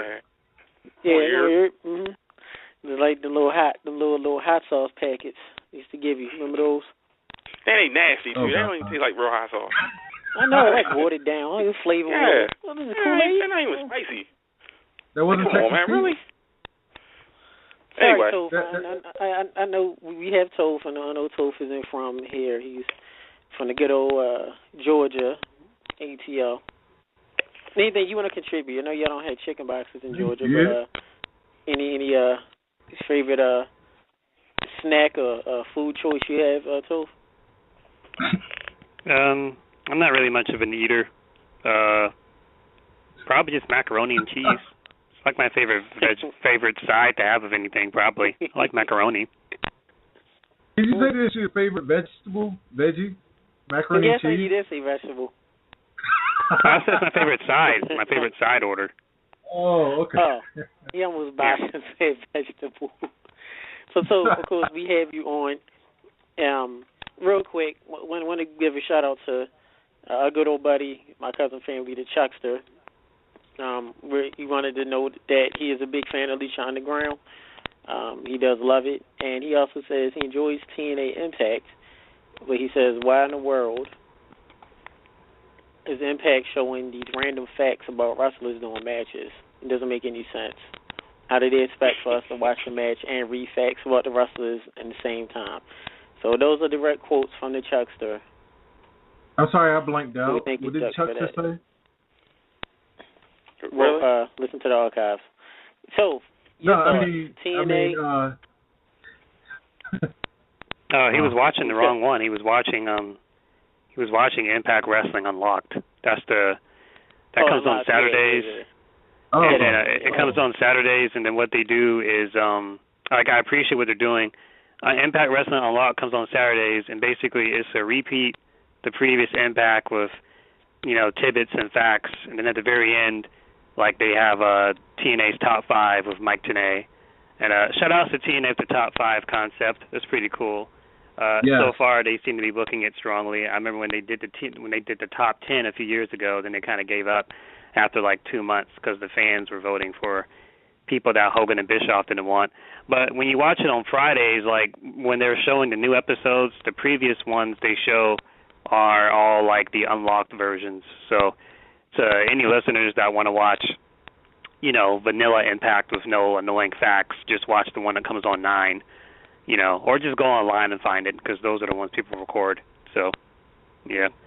But since you guys are talking about TNA, Samoa Joe's gone. Not sure if you guys knew that.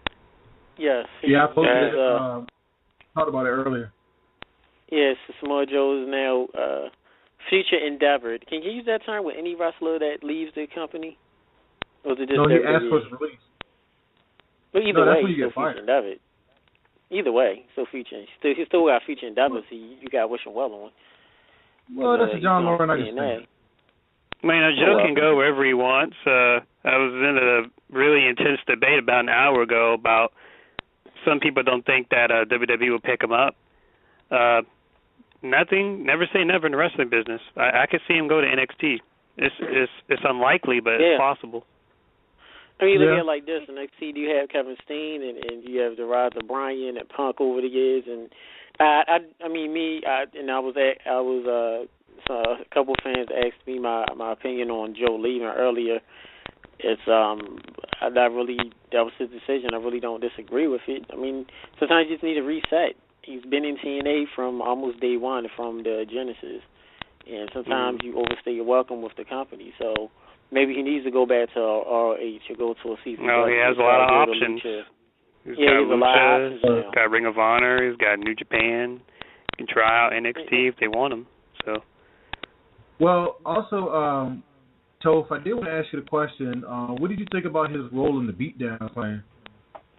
Well, he wasn't in the Beatdown Clan long enough for me to give a legitimate opinion. I like the vibe of it. MVP, Low-Key, it needs more Homicide, in my opinion. Low-Key and Homicide have been a tag team in Independence, but from what I saw, it seemed cool. My only problem with the Beatdown Clan is they were giving Low-Key to rub for the X title. I think that should have gone to Kenny King, but that's just me, ranting. I guess Joe had an enforcer-like role. Again, he seemed comfortable. He seemed comfortable. I mean, TNA has made him do other stuff that just seemed kind of weird, like when he had the face paint and he had a machete and he was killing people, and Scott Steiner shows up next week like nothing happened, or being kidnapped by ninjas or whatever. So he looked comfortable. It fit in with his character, but I don't think him not being in TNA. I mean, his presence will be missed in TNA, but his absence will not affect the Beatdown Clan. Low-Key, MVP, Kenny King will be fine, and they can easily just get Homicide, add him in, because Homicide and Joe kind of bring the same thing to the table, Yeah. Right. And it's a Game Boy. Your thoughts real quick on Joe, being leaving TNA, asking for his release. It has to be something there for someone to ask for their release and not the company releasing them. You know what I mean? Joe's pretty much done everything there, and when he left Ring of Honor to go there, I mean, what more can he do? What other matches can he have that would be just as impactful than it was, almost 10 years ago? So, from what I understand, he was on the Stone Cold's podcast, or he was on some podcast not that long ago. And he was on someone's podcast. It may have been Stone Cold, but he was on a podcast about a year ago, and he basically said he was going to give TNA a year to do something with him. And within a year's time, if he felt like his career wasn't going anywhere, he was going to leave. But a lot of folks say that, but then when the time comes, you don't actually expect them to do it. You know what I mean? Like anyone can say, oh, I'm quitting if my job doesn't give me a promotion. But how many folks are actually going to quit? Because that's, easy money, right? So, but he actually, he followed his word and he quit or left, whatever word you want to use. So he parted ways. Yeah, props to him for keeping his word.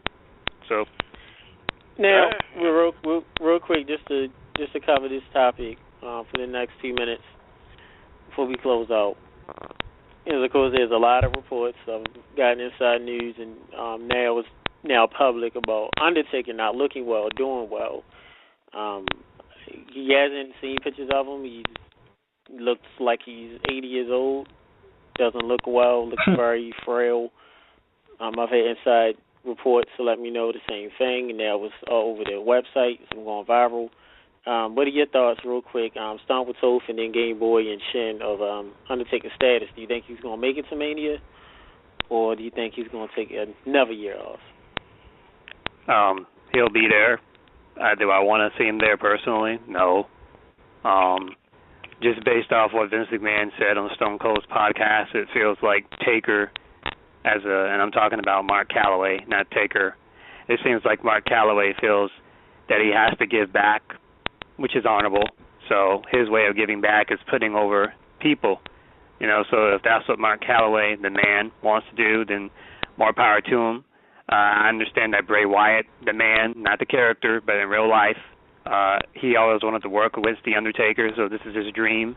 Props to him. How many wrestlers can say they get their dream match? As a fan, I have no interest in the match because they're trying to build Bray Wyatt as the next Undertaker, but this dude's already lost at Mania. So if he fights Taker, right, if Wyatt loses, then he's lost at Mania twice. But then if Taker loses, he's lost at Mania twice. So no matter who wins or who loses, someone's getting screwed over here. And from what I understand, Mania next year is going to be over 100,000 seats, and it's going to be in Texas in his home. So if I was Taker, I'd stay at home, get in shape for next year, and then fight Sting, call it a career. That's what I do. I don't think Taker's even needed this year. I think Sting, Lesnar and whatever else they have planned will more than they'll take up whatever star power that. Now that Sting's there, they don't need Taker for Mania 31, is what I'm saying. But Taker can do whatever Taker wants to do. As a fan, I'll respect his decision, but I think he should. I don't think he should come back. I think he should just stay home and recover. Yeah. NFC Game Boy, real quick. Well, to add on to what Toph said, pretty much took the words out of my mouth. I mean, I was at WrestleMania 30, and I'm going to be at WrestleMania 31. I seen him lose to Brock Lesnar, and I was very, very excited. At the same time, very, very shocked. And I agree with him. I don't think that he has anything else to do. The streak is gone now. It's dead. You feel me? Sting is now there. Sting is going to be the main attraction. You've never seen him wrestle in the WWE ring before. Of course, we all know he's going against Triple H.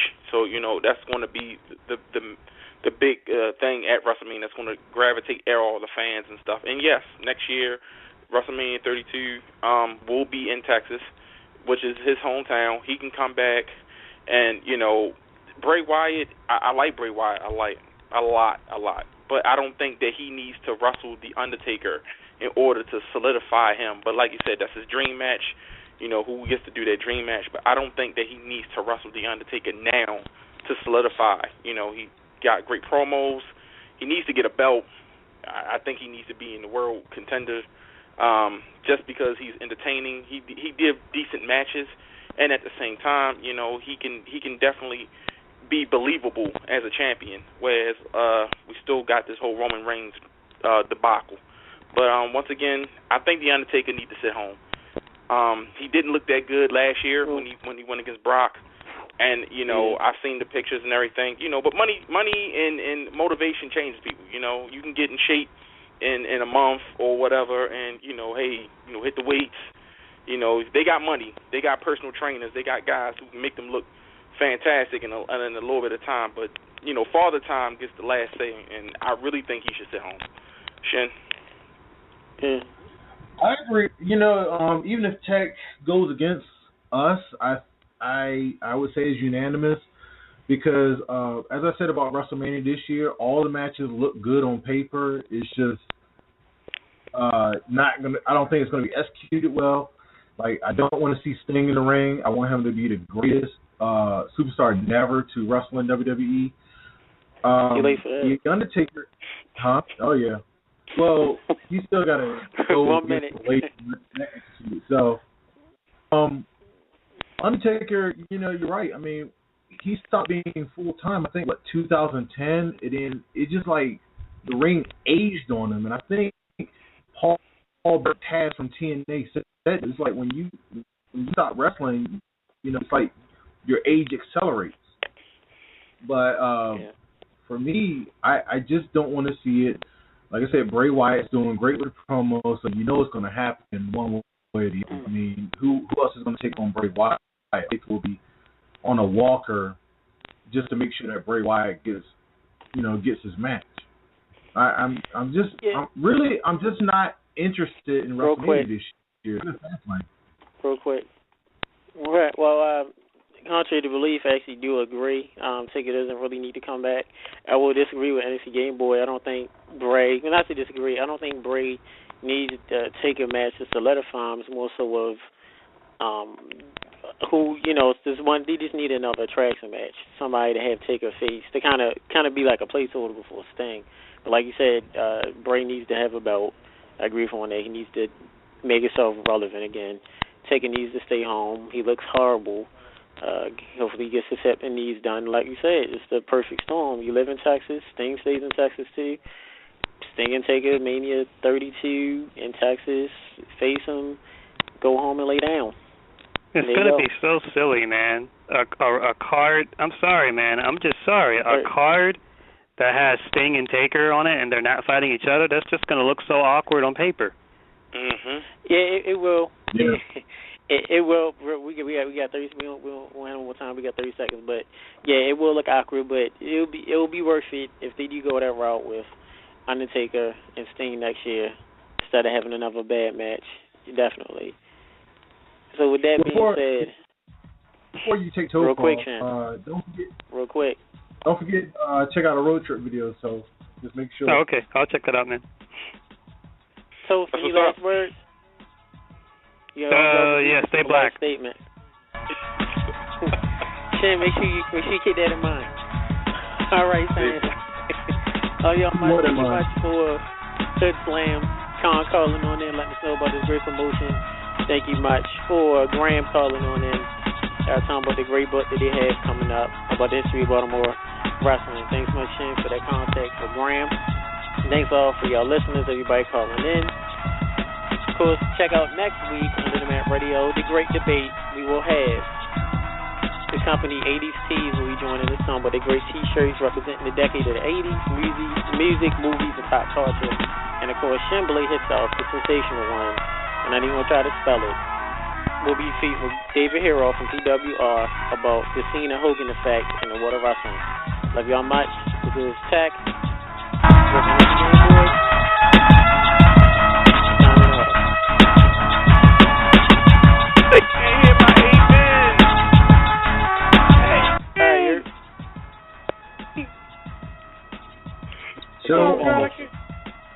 Thank you. Like I'm saying. Thank you very much. Amen. Hashtag the waffles. Yeah, check out the road trip videos. Thank you for the love. Yes, check us out. YouTube video, Under the Mat Radio. Check out the YouTube videos. See y'all next week. You get closer to us by watching. No catchphrase music.